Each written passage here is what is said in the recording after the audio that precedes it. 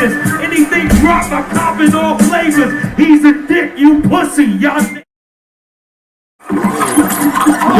Yo, we back with another Toptv Love Lit Luxury.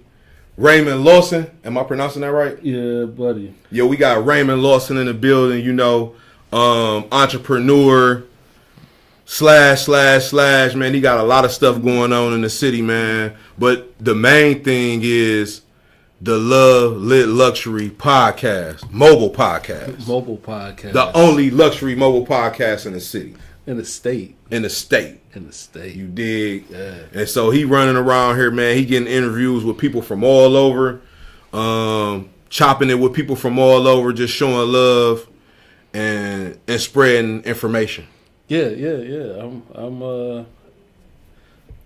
I got a plethora of information. We keep a plethora of information. So I appreciate you coming on the show, man. Stopping through, doing your thing, man. You was coming off the road. You just had a birthday. Yeah, you know what I mean. So it's a great thing to have you in here. I appreciate it. You know, because you could be anywhere in the world right now. But I'm here with you. Exactly. You did. Exactly, man. But the first thing I want to ask you, Ray, is because I got my questions lined up. You know, I keep me some questions lined up, okay, man. Let's get it. Because you grew up in Cleveland on West 25th. Yes, sir. You know, how did growing up on West 25th, because back then it was the projects. Yeah. It was really the projects then. You know what I'm saying? Now they done knocked a lot of stuff down and they done switched a lot of stuff up. It's kind of like a tourist attraction today. I'm gonna say this: I didn't actually grow up in the projects. We did just well enough not to be in the projects. Yeah, but I could look out my window and I could see them motherfuckers. Yeah, okay. You was in the area. Yeah, I came up on 32nd. I was over in Sackett Myers, over in that little area. Okay. But yeah, we right down the street. That ain't no sweet area either. No. It is. It's the neighborhood. Yeah, it's definitely the hood. How did that kind of shape and mold you being the person you is today, coming up on the west side of Cleveland and being near that, the trenches, but not being entrenched in it? It allowed me to be a lot more grateful and appreciative of everything else that I've received, everything that I worked for. Yeah. Just grateful, man, and appreciative of my mother and the hard work that she put in. Like, just coming from that single parent household and just watching moms really, really put that work in so we don't have to be in the trenches. Mm-hmm. I didn't appreciate it as much then as I do, as I got older. Right. And then I grew up down the street from all the strip clubs. So yeah. They definitely was over there. Yeah, we was young jumping into the strip clubs, man. We was 15, 16 in there, man, blowing bags and fucking up checks and shit. So early. And listen, yeah, I come from what's the spot over on Miles? Not the plus. They should change Lynn Rocks. The Lynn Rocks. I came from the Lynn Rock area, so it was the $5 lap dances. Yeah. Everybody know what's up with Lynn Rocks. Yeah, man. we came from that era. So just coming around there, man, seeing pimps, hoes, and prostitutes, and a lot of drug addicts. Just learned what you don't want to be. Yeah. What made that time special for you though? Cool as shit.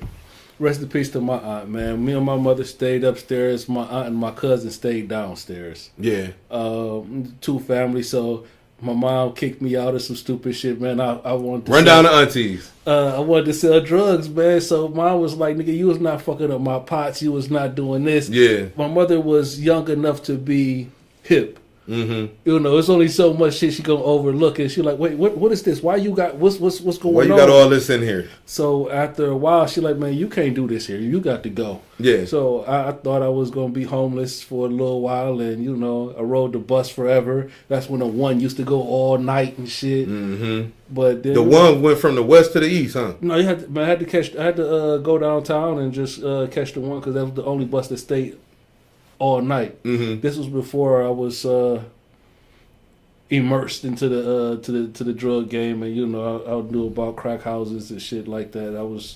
I I thought I wanted to hustle until I really had to. Now he started early, but you mentioned being super creative as a child. What were some of the ways you expressed that creativity before you got into writing and rap? Man, I remember just like we were like making plays and shit in the backyard. Yeah, just using whatever we had, like this sword fights and like King Arthur type shit. Man, we was really outside, man. Like I was just having fun. I was really just having fun, man. Again, it was WWF. So we was jumping off fucking garages and shit. I already know, man. I had to save nuts. a couple of my cousins on Superior, man. My grandmother had a big tree in her backyard, but it was low enough for people to climb on and chill on. You know what I'm saying? A couple people then crack their head off that boy. Man, yeah. Like we was. Then I was an avid bike rider. I was a BMX kid, so I was riding bikes down the steps. Shag and Noon, these were the older guys over in the neighborhood. We was all through the west side, but 25th, 32nd, that's my little area, but we was all through the west side. They used to build ramps and shit, so we would do the ramps and we just kid shit. Yeah, but that was just my creativity, just being able to just.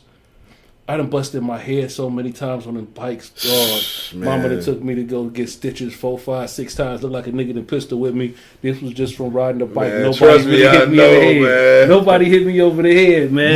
Mine's one bikes. He was on that swing. Okay. Cherry popping. Boo! You done got so high, and the seat coming from up under you. Hey, though, how did moving to Warrensville in 5th grade influence your life and your perspective, though? Because you moved from the West. I didn't know we was poor until I moved to Warrensville. Man, listen here. I have a love-hate relationship with Warrensville. Yeah. Like, this is... 5th grade is around the time Tommy Hilfiger and all of that stuff really started popping. Used jeans and, all of that. That was the shit. Nautica. I ain't had none of that. Oh, okay. I ain't had none of that, man.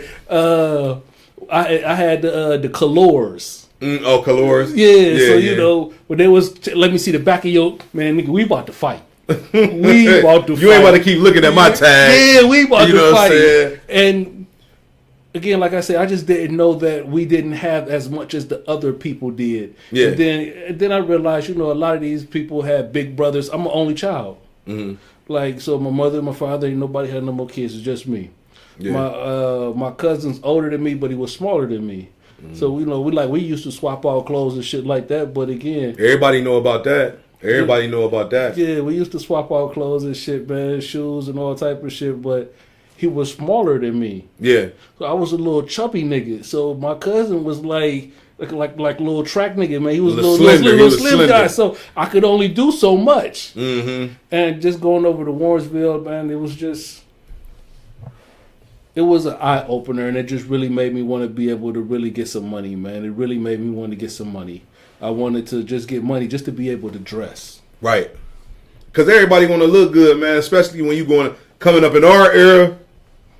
You want to look good, man. You want to be fresh, as you can be, because that was the thing. Everybody coming until they implemented dress code and all that. Hey, listen, that was like one of the best things they really could have did with implementing the dress code. Wish they would have had it when I was younger, man. Because, dog, I'm gonna be dead ass serious. Like, it was kind of by choice. Yeah. But dog, I went to school with cleats on.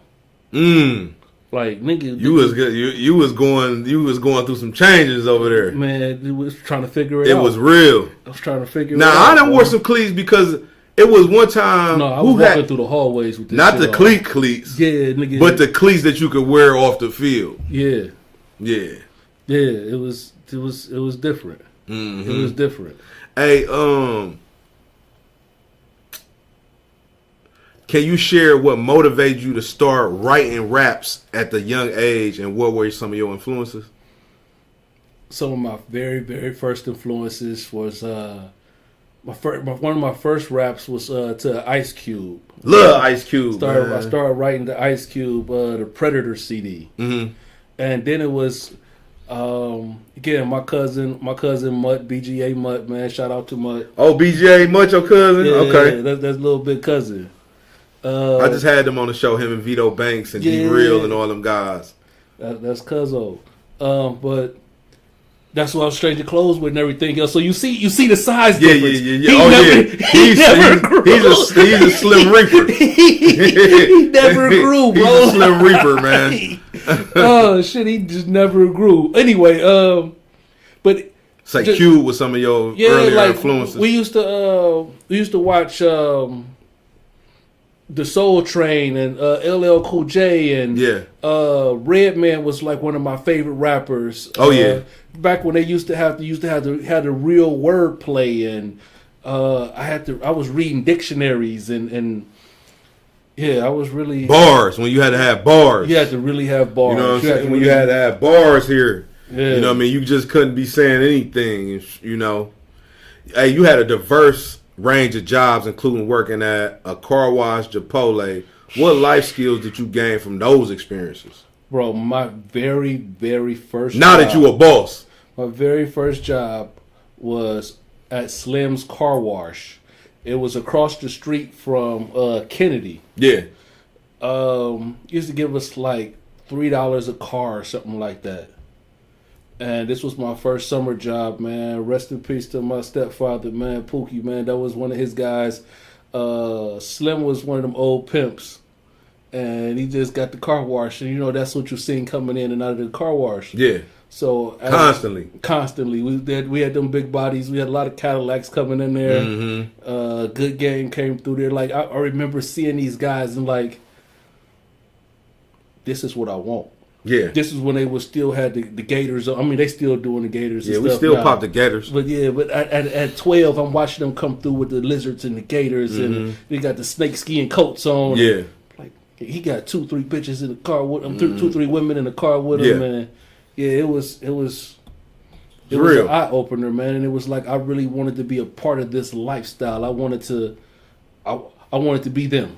I wanted to be like them. So you say you like that street lifestyle. What was life like in the streets early on? How did that shape your worldview? Because I know that you said you seen them coming through with the Gators, things like that. How did that shape you into the next chapter of your situation? I was able to get a lot of money real fast. Mm-hmm. And fast money don't last long. It don't. Fast money don't last long. It don't. For some people, but very seldom. There's about a 95% chance it won't. Like, I did a decade in the feds. So, at a young age, too. So, just to say that my drug game, the drug business, drug trade, I wasn't that good at it because I didn't last long. Like, I made a lot of money, but what made longevity. You do 10? What caused you to do 10 plus years? It was 10 plus years, right? Because you spent a lot of time in prison. The feds don't give you bonds; they give you deals, my nigga. Yeah. So I got locked up and I ain't never come home. And if you get a bond, we know you're telling. So I did 130 months, and I could have did it. I didn't have to do all that time. Mm-hmm. I came in young. Yeah. I had a couple dollars. I was an asshole. I didn't go to jail to work. When you say you was an asshole, man, expound on it. Man, I'm not listening to it. No, I got a couple of the big homies that was telling me how to maneuver and stuff, but I'd never been in jail. Yeah. I did some county time. But no fed time. Not even no real jail time. I did 90 days in boot camp. That was the length of my jail. Like, so I never really did no time like that. Right. So when I got to the feds and they like, bro, you going to be here for a while. This is how you need to move. And I'm like, man, just show me where the commissary at. Let me know how I get a knife.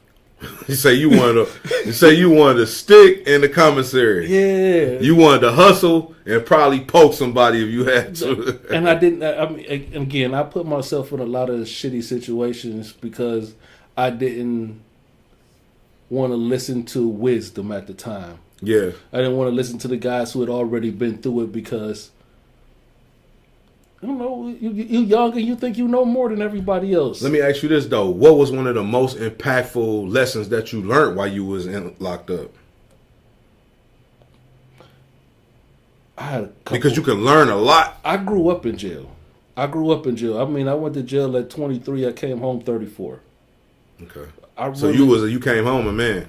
For sure. I grew up in jail, man. I've been in a couple of knife fights. I done got poked up by some Mexicans. While you was locked? Yeah, man. Like it was wild. I did a whole year in the shoe. The feds will hide your ass like an Easter egg, man. They gonna make you come find you. My mother and them used to send me mail, man. The mail would come to me weeks later. Yeah. Like the diesel therapy is real. So that's like being in the hole. Diesel therapy is they keep moving me from one hole to the next hole to the next hole. Like I sit someplace for 2-3 weeks, and boom, they shipping me off someplace else. And it's just holding centers. It's not even like I go from Atlanta holding center to Oklahoma holding center, Oklahoma holding center back to MDC New York holding center. Damn. Like they just wouldn't let me. me. They just moving you around. And it wasn't like.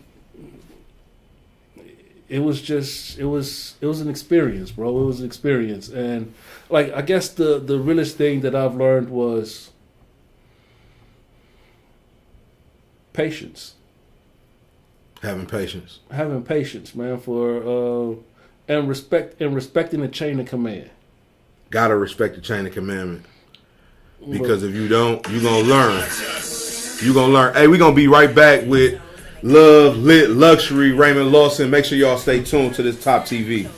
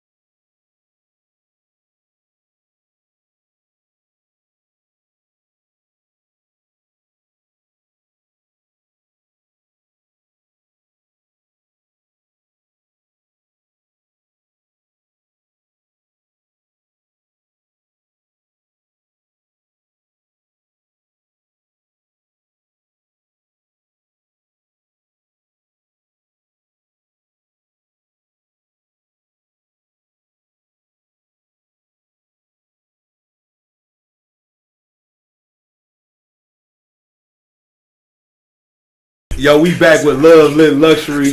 My man Raymond Lawson. Let's just go low key luxury. Low key, we just gonna go low key. We ain't gonna do no. We ain't gonna do no federales over here. Just low key. Man, you mentioned getting caught with almost 5 keys, about 40,000, and you were saying like you wasn't even doing that great. No, you ain't even had houses. You wasn't even on top of the world like that. And they caught you with that amount of. Listen, I'm gonna keep it a buck. The dude set me up. I ain't gonna put his name out there no more, man. Chester Leonard. He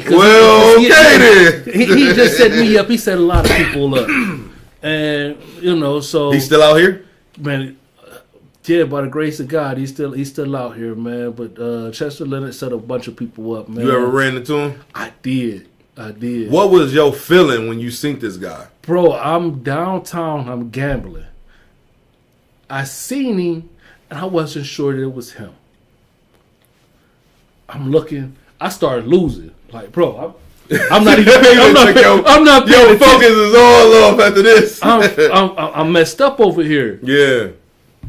He said, walk I'm losing. I walk over because I'm looking like this nigga really, and I hadn't seen him the whole time, and my head was, when I see him, man, I'm a murder as soon as I see him. Yeah. I'm gonna do. He walk up to me, hey Raymond, Like it was cool. yo, you bitch, how is you still out here? How's you still out here? But we know how he's still out here. I mean, but that was my question. But you know. I mean, I know he getting protected by the people's, but Right. bro. He's a federal agent. He's a federal agent. That's how he's still out here. Well, I didn't. So, even though I got caught with the work that I got caught with, it was like Chester gave me the work. But they didn't care about that. Chester gave me the. I mean, it didn't make a difference. Chester gave me the work, Yeah. and he said, "Go to see this guy over here. This guy's the police." It didn't take So I never even really like the work got put right back. The money that I got caught with went right back. Like I didn't get none of that. So you ain't getting none of that. I ain't get none of that. So you got cracked. Smacked over the back of that was my pistol whip right there. They hit me right over the top of my head with homie, don't play that. How did the experience of being incarcerated change your relationship with yourself? I know you said you grew. I became a lot more self-sufficient, bro. Like I am so self-sufficient. I don't really need too much of nobody to do nothing for me. I would love to have help. Yeah. But man, You think that's a pet? You think that's kind of like it drives my old lady crazy. A hindrance in a way? Because man, listen, I don't need you. Yeah. I don't need you. I want you to be here, but I don't need anyone but myself. I don't need anybody else but me. I depend on me. I rely on me. If my back is against the wall, I depend on me to get me back off the wall. Yeah. If I'm down at zero, I got to figure out how to do it. That's what jail made me do. It made me figure it out, bro. Straight self-sufficient. Like again, I learned how to cook, microwave, but I learned I was the cook in the joint. Yeah, he would have got left up north, but he was the chef up north. You feel me? I had the poker table. Oh yeah, man, and those was my hustles. And I made wine. I learned how to make wine towards the end. Shout out to my father for showing me. We gonna get the Love Lit luxury wine. No, bro, we ain't doing that. We ain't doing that no more. As we come to 3L wine. Duh, man. The 3L. You got Amani Vines for the wine, man. I'm not making no wine no more. So you ain't bro. making no wines? No, man. We're not doing no wine, bro. That's I try to leave a lot of jail stuff in jail, man. And like I don't eat bologna no more. I refuse to eat bologna. If bologna was because your bologna don't got a first name. Man, listen here. I don't eat bologna.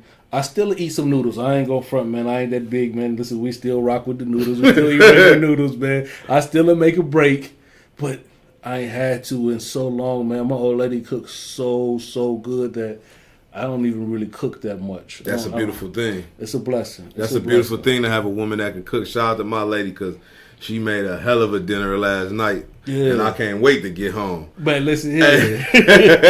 Hey, upon your returning home in 2014, what was the biggest challenges you faced and how did you overcome those challenges? All right. I'm going to say this. One of the biggest things, I'm just going to use the cell phones as a thing. I went to jail right before, like as the Nokias came out. They had the little snake game on there. Oh, man. That was, with the little screen. The little screen. That was the newest phone.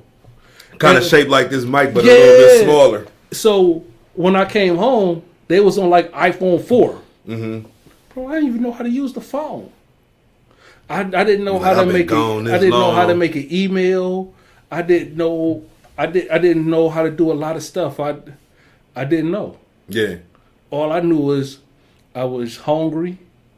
I needed to get out here and go get it, and I got custody of my son. Like I'm gonna ask you about that. I want to ask you about that. Yo, that was because you talked about you talking about getting custody of your son. What did that responsibility mean to you, and how did it change you?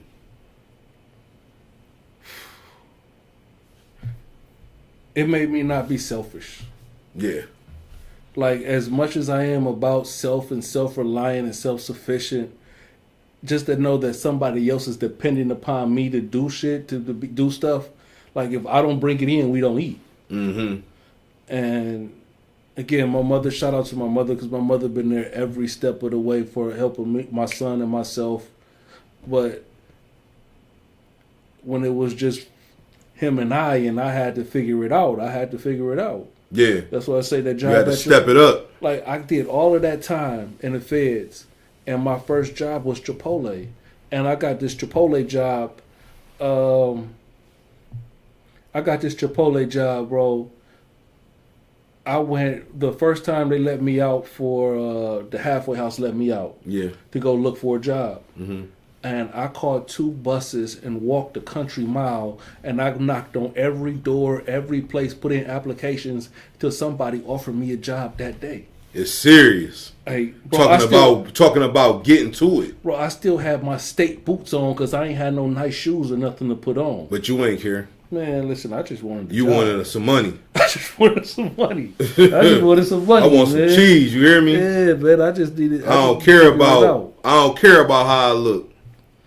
We don't care. We getting to it. I was healthy and I was like lightweight brolic too. So yeah, you like I can walk for decades right now. Listen, I literally caught 2 buses and I walked, man, and this is how I went back and forth to work for a little while. Like, I was catching 2 buses, and I was in Akron. Mm-hmm. Bro, like, I wasn't even in the city. Like, my mother was staying out the falls, and I wasn't even in Cleveland. I didn't even know my way around nowhere. Yeah. And I learned how to read the bus schedule. Bro, I can't even tell you the last time I caught the bus before. Like, 98, 99, dog. I had the LS 430. 3-4 cars. Then. I had the LS 430. Like, dog, yeah. I was really. You had the Lex. Yeah. I seen Jay-Z video, bro, and that really turned. Like, in 96, he had the video with the TVs and the headrest, bro, and it was it for me, man. Say, I'm on top. I got to go get that. It was it for me. I got to have that. I knew what I was meant to do, or at least I thought what I was meant to do. And so you worked them jobs, and you talked about how you started doing photography. You started doing photography at Captivate? Yeah. Captivate, shout out to Rob, man. Rest in peace, Rob, man. Like, long live Rob, bro. Long live Rob, man. Rob gave me my first opportunity, man. Like, I was just... He had another young lady in there, man, and she was kind of pissed off. Like, not Laura Ritchie. No, little slim chick, man. Okay. But she hey, bro. Hey, listen, though. Shout out to Lala Melton or something like that, man. I know it's Lala, though. I remember her, too. Lala is the gangster for real. Listen. You talking about little light skin Lala? The little bitty with the dreadlocks and glasses? Yeah. Yeah, listen, Lele. Yeah, listen, shout out to Lele. Lele, check me, dog. Like, hey, I don't know what you think you doing, but I'm the photographer up in here. That's how that shit be going. Hey, I done had mines on with a couple of y'all out there, man. Hey, man, listen here, bro. I had to respect it, though. Like, hey, listen, we can figure something out where you get your time, I get my time in. Yeah. And, but... How did y'all come to get it together? Rob ended up talking to her, tell her he didn't, however their situation went, and she went on to doing different stuff and different things and bigger things. So, man, shout out to Lele, man. You know, cold gangster, Lele, man. Cold gangster, man. I worked with Lele on the west side at a spot that I ain't gonna mention. Yeah. But yeah, Lele was she checked me like, dog, what is you doing? Like, yeah, this why ain't nobody coming over here to see me because you over here taking pictures. I was like, what you want me to do? What you over here do? I had, man, yeah. Hey, can you describe your inspiration and vision behind the mobile podcast? What message do you hope to convey with your mobile podcast? The only one here in Ohio. The only luxury mobile podcast in the state. And how did you come up with the name? Love Lit Luxury. 3 L's, but we ain't taking none, man. Listen, so I do enjoy talking. Yeah. So, and I love music. and I got to just break in new artists, or not even going to say new artists, just the artists who haven't really came up the B-side. Build you creating stars. I'm putting a roster together of people that I believe in. You like to help create stars. Yeah, just people that I believe in. So we got the Love Lit Luxury and shout out to AB&D Gang, Takarachi and the guys, man, and Teasy from the Claire. These was like some of the first people that jumped on the bus. Like, I was really doing it Vlad style. I was doing everything. I was really just shooting, running and gunning, man. I'm pulling up to people's events and like, hey, man, I need you to hop on the bus, man. Shout out to Woo Woo. And it just started to grow like, this is what I'm supposed to be doing. And fell in love with it. Grateful and appreciative that the city was rocking with me. Grateful and appreciative that the people that that wanted to be a part of this is just, man, I have so many people reach out, man. Like, because I remember when I first met you, Goddess Brand, and another photographer had came and hollered at me and played over there at Hollywood in the hood. So I wasn't gonna do this, but those three, the Goddess, Sixth Goddess, Raven, the Sixth Goddess, Amos. He had 6Ds. He's doing something else. The Hustler, something. But he got something else going on right now. Yeah. Neither one of them right now are in Ohio, but they're still moving and shaking. So I mean, shout out to them, man. And I appreciate the lessons that I got from them. Raven is still she's a boss in her own right in every sense of the word. It's can't take nothing from her. Yeah, she do her thing, man. You know, I done work with her, man. We did a lot of consulting with each other, over the years, man. That was supposed to be my first crew. That wasn't supposed to be. That was my first crew. Yeah. The three of us. Yeah, because I remember y'all when y'all came over, it was all three of y'all. And we were trying to build something, and I was trying to lock in multiple places for photographers to shoot at, for us to shoot at, and for her to lock in her branding and do the things that she was able to do for us. But it just fell apart, man. Difference of opinions. I don't really feel like it fell apart. I feel like y'all grew in your own endeavors. I mean, because you got what you got going on. She got what she got going on. Oh, buddy y'all still got things. Yeah. Y'all all relevant still. Yeah, it was. My thing was I was the money behind a lot of the stuff, and I was still learning photography. Yeah. So Amos, shout out to Amos, man. He was showing me different stuff, man, before I got to shooting with Dom. But Amos was showing me a lot of stuff, and I was figuring out how to work the camera and do different lighting and stuff with him. And most of the time, Raven was our model. Our model. Yeah. So it just they were really artists. Like, they cared about the money. They wanted to make the money, but long as I kept something coming in, we was cool enough. But I'm like, bro, I'm driving trucks still. I'm doing this part time. Because you drive trucks and you got your mobile podcast and you got your party bus. Yeah. So you doing a lot. And I was doing photography, and like I could only be in one place. The man who chased 2 rabbits catches none. So I had to let go of something in order to get a foothold. So this is why I'm on a road like I'm on a road, so I can build up this bank and I can really take the time off to really put the money and the time into the buses, into the podcast, into everything that we got going on, like to really be appreciative and of the hard work, discipline, focus, dedication, consistency. And it take a lot out of you to be able to do all of this shit, bro. It take a lot. Man, I've been doing this shit 20 years straight. I'm losing friendships, relationships. Man, I've been doing this 20 years straight, Ray. 20 years straight, man. Now, I haven't missed a summer. I haven't missed a day out here working with people from all walks of life, man. Getting cheated to damn near having fallouts, to falling out with family members, to ultimately being right here where I'm at today. You know what I'm saying? Because this is what it took. It all took that to be in a position that I'm in now. You know what I mean? So it's just like, I know where you're coming from when you say that. Man, majority of the podcast, I done for free. Yeah. I done for free, bro. Like man, hop on my platform, use me, let me use you, let me, we can use each other and we can win together. But I've been doing so much stuff for free, bro. I'm pulling up. Well, guess what? You ain't the only one. But I'm gonna say this. I did a lot of stuff for free for about 10 years. But we ain't. It's not free anymore. For about 10 years, you would come down to Hollywood in the hood. We would look out for you. You know what I'm saying? Sometimes we would, if you wanted a service, we would service you. But as far as coming on the show, a lot of people didn't grace our show. Most of the time, it was for free. You know what I'm saying? Out of almost 1,000+ interviews we done shot. You know what I mean? And but we know the business side. I know the business side of the business now.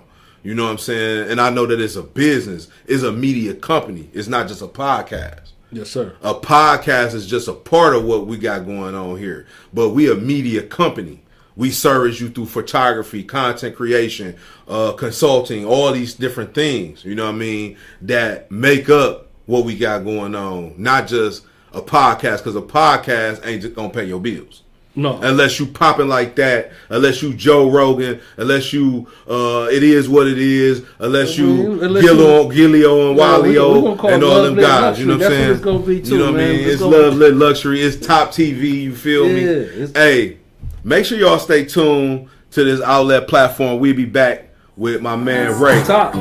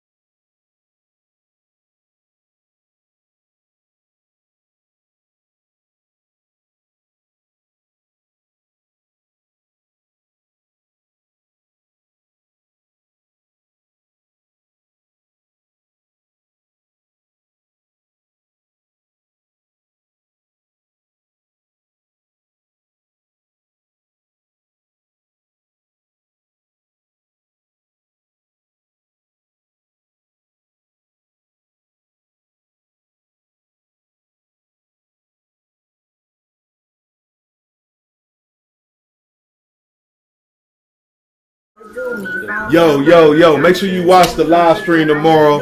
I'ma have T Hova on here. You know what I mean? She gonna come on and do her thing. But right now, we got Love Lit Luxury in the building. Yes, sir. On the Toptv, you dig? T Hova, man. Listen, I apologize. I ain't get back with you, man. She wanted to shoot something on the bus, man. We still locked in. I just been running, man, for my birthday, so I apologize, but we still locked in, man. I got you. Still locked in, baby. Got you. Hey, what are some of the craziest stories and wildest nights you experienced working on the party bus? Because I remember you saying you got into a couple scuffles on there. Yo, in your bio, you was mentioning. So I want to say my man name right here, Icy De Niro. Ice De Niro. Why did I figure? Why? Ice, It's Ice De Niro. Yeah. All right, Ice De Niro, man. That's little bro though. Like him and OG Cass. OG Cash. Why did I know you was gonna say them? Listen here, bro. So why did I know you was gonna say them though? Wildest shit ever. Like I'm normally. Why did I know you was gonna say them? I lead with respect. Yeah. They had these young. I ain't gonna say they because it was two different crowds. I'm not even gonna mention the other little broad that rented the bus that didn't pay me for this shit. Anyways, it's they got into it on the bus. They getting high. They getting high. They getting high. Sheesh. Candy. We on 93rd in Kinsman. Mm-hmm. We at the little liquor store over there. You had the after hours back over there. Right there. Right there. Like they like, all right, man, we about to drop some people off and we headed back to the spot. Yeah. Bro, I swear to God, like they dancing, moving, grooving. I'm trying to drive, but she kicked me. She didn't do it on accident. She did it on accident. Hey, little baby, you got to move back. You can't be on this part of the bus. Yeah. She kicks me again. Oh, no, you out of pocket. Hey, little bitch. Yeah, you out of pocket right now. And when I called her a little bitch, her sisters, cousins, aunties. They flipped out. Who you calling? They hit me with the Queen Latifah. Listen. Your ass, because you out of pocket right now. Go sit down. Understand, everybody's high. Except for me. Yeah. I'm not. Because you got to operate the vehicle. Right. So, listen here, man. She get to screaming and fussing and cussing. Then her dude say something. Hey, man, I'm not no hoe ass nigga. Yeah. And you can't beat me up while I'm trying to drive either. Right. I got to pull over. I pull over. We get to tussling on the bus. Come and it's just me. It's the bus. And it's just you. Me. You in the bus. Yeah, now, Ice and all of them guys, they ain't had nothing to do with none of this shit. But they have the film. They have the footage. Crazy. I can laugh about it now. Man, listen here. They stole, they tore up the fucking, they broke a window. They broke my little photo shoot thing. And I actually tried to run over about 6-7 people. Shit. Like, bro, it was... About to have catch a nigga a murder case out there, man. Bro, like the police came. Oh, it got wild. Bro, I'm still fighting. Like, my shirt is tore. I'm outside. I'm ready to box. Yeah. God saved me and them because I normally carry that thing with me. Right. I normally carry something real big with me. This night, you didn't have it. This particular night, I didn't even have my pea shooter. Yeah. So we just out there working, and again, it's just me. Yeah. Them parties be wild. Them boys be throwing too. Somebody stole the keys off the bus. Oh my God! I had to get the bus towed. I had to get a new lock, the new ignition switch. I had to get a window fixed, and I didn't get paid for that night. So you lost all the way around the board. Man, listen here. That was one, bro. I got to a spot. I hit the missus like, hey man, bring me my hammer. What are you talking about? It's like 4:00 in the morning. Yeah. Why? What's the matter? Come bring Just me. do what I ask you, please. When she come, man, it's like 6-7 police because everything's starting to let out. It's like 4:30 in the morning. Everything's starting to let out down that way. So she got a dip. She didn't threw the joint in the bushes and dip back around the corner and see what's going on. Man, listen, it was, oh my God, bro. Like, one of them one nights. Man, God saved me and them because, oh my God. Man, that's crazy. I kind of knew you were going to say, yo, like, that was. It popped off when they was around. Like, and I mean, that's the. And you said they ain't even had really nothing to do with it. They just threw the party. They just threw the party. Yeah. But they be throwing some wild ass parties. They just had a party not too long ago that they, I just seen them doing. It was packed out. It went crazy. They just in Pittsburgh or something. They just went to Pittsburgh for a Sexy Red joint. Yeah. Yeah, man. Man, that was like one of the craziest, wildest nights. Like, man, I was so pissed, and I wish, man, please send me the video. Like they said, they using part of it, and part of it is in they made a video out of it. Like a music video. They got part of it in the Malargo video. Part of it is in So since that day, I ain't really seen you. I ain't seen no. So that was.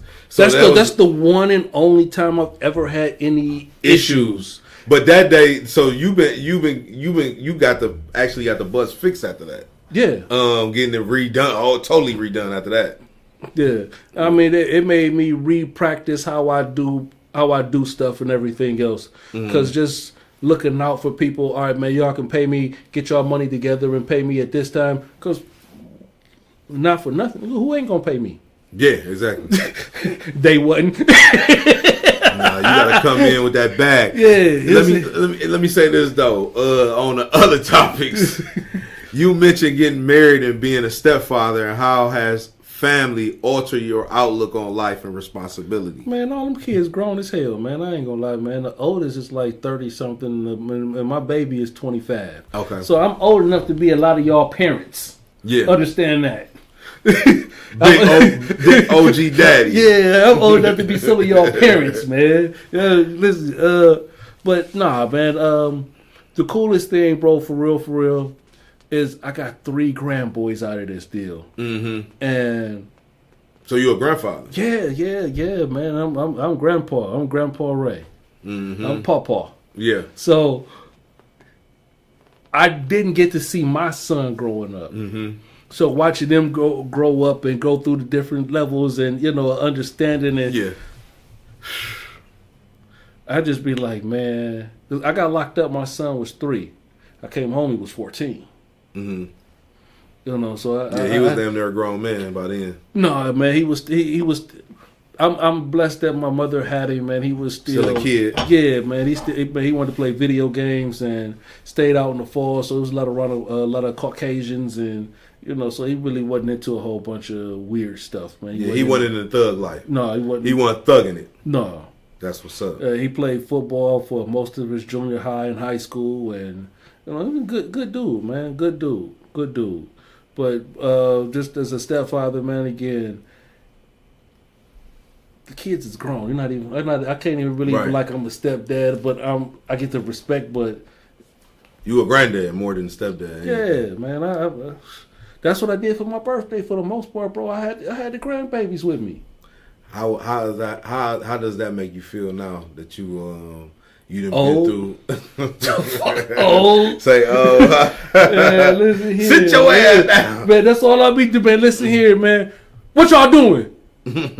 man, tell your brother to go watch. That's all, bro. That's. Hey Ray, looking back, how do you think your experience in various trades influence your current work? Your current creative work? I'm gonna say this, man. I am a worker, but I've learned to. Can I put this?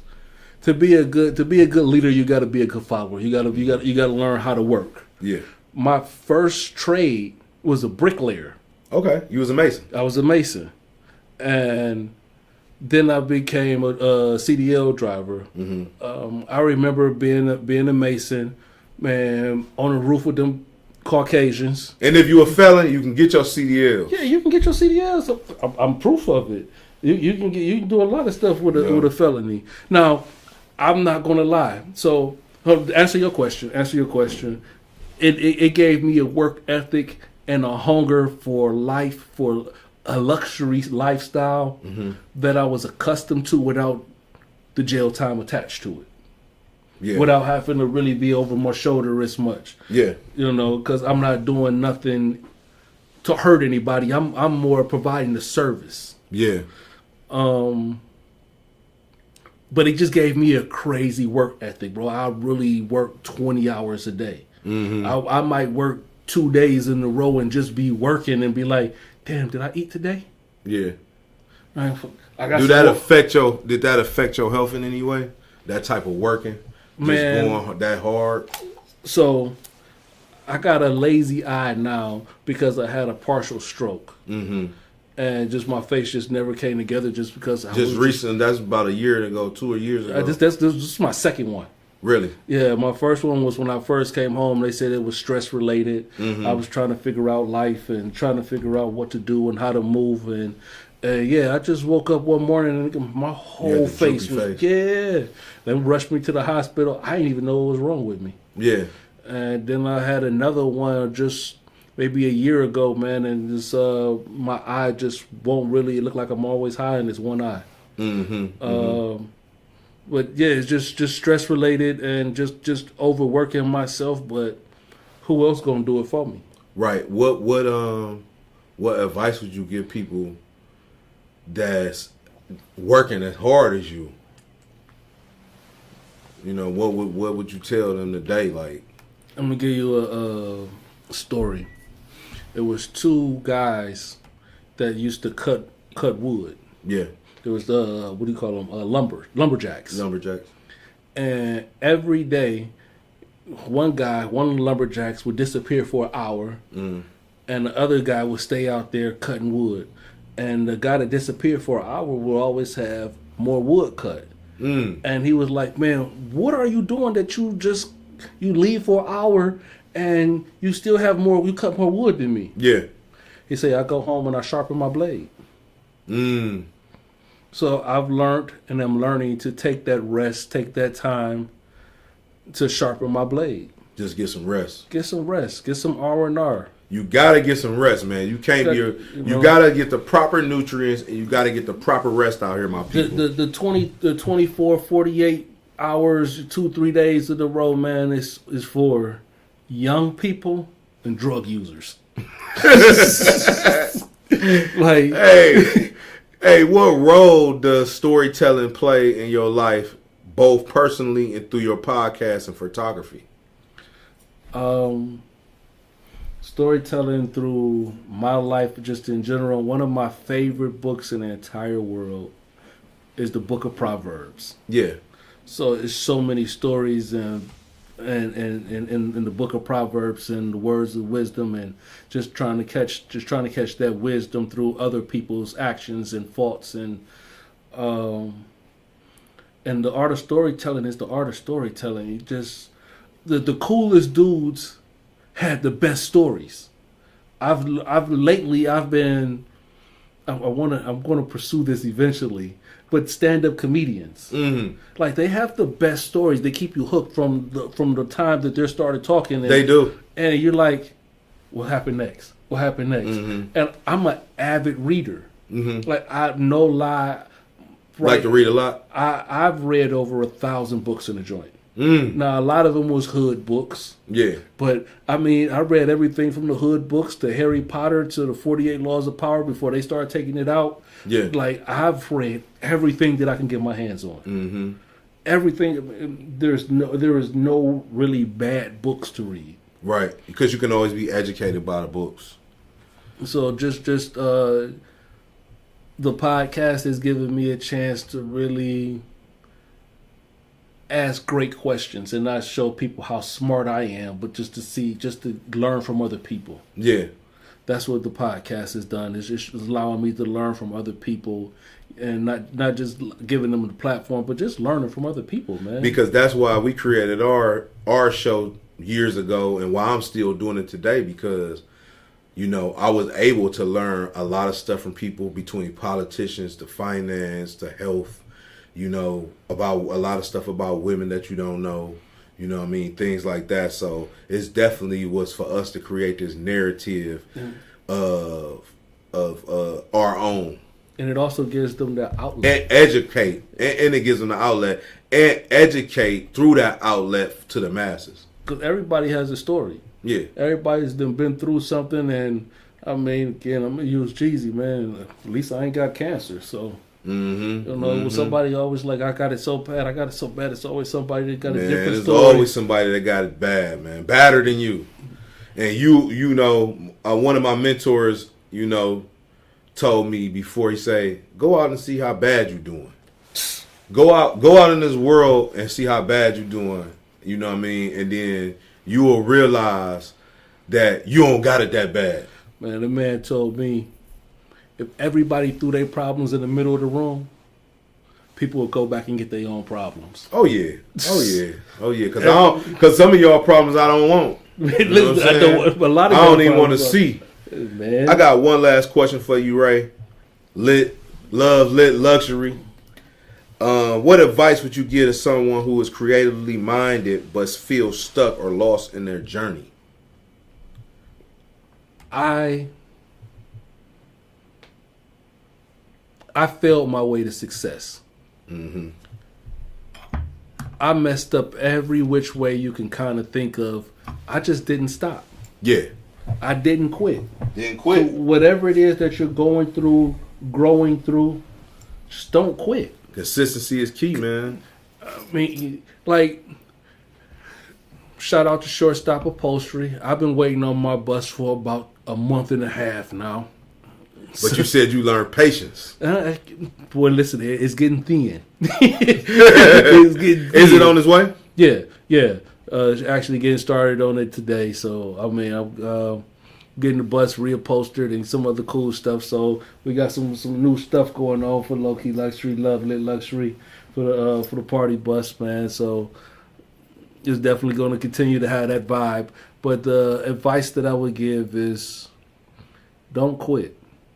Don't quit, and don't doubt yourself. Don't allow anybody else that doesn't see your vision to hold you up from completing your completing what it is that you want to do.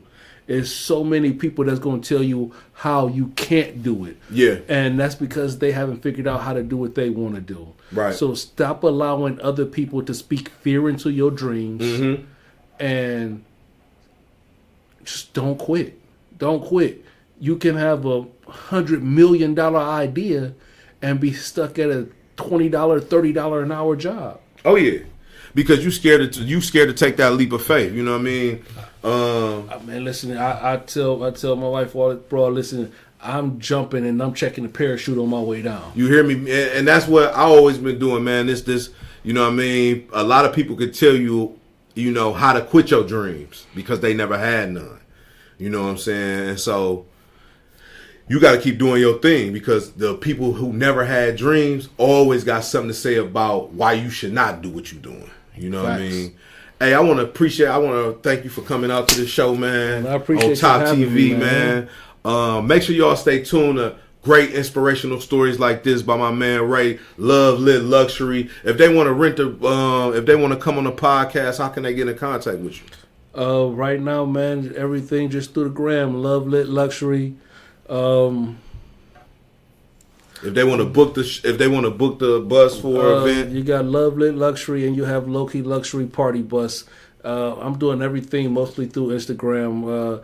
You know what? I'm gonna say this before we get out of here. I have been blessed and so grateful. I've had so many people on my bus through word of mouth and through Instagram. Yeah. I don't have a website. I don't have a web designer. Yeah. Instagram is a website. Facebook is a website. Like, to be 100. Yeah. I mean, but I don't have anything that's just low key luxury. Yeah. I'm just starting the Love Lit Luxury on YouTube. Mm-hmm. So everything that I've been getting through was just word of mouth and people just saying they had a good time. Yeah. They enjoyed the vibe. They enjoyed my customer service. Because 90% of the time I'm driving. Mm-hmm.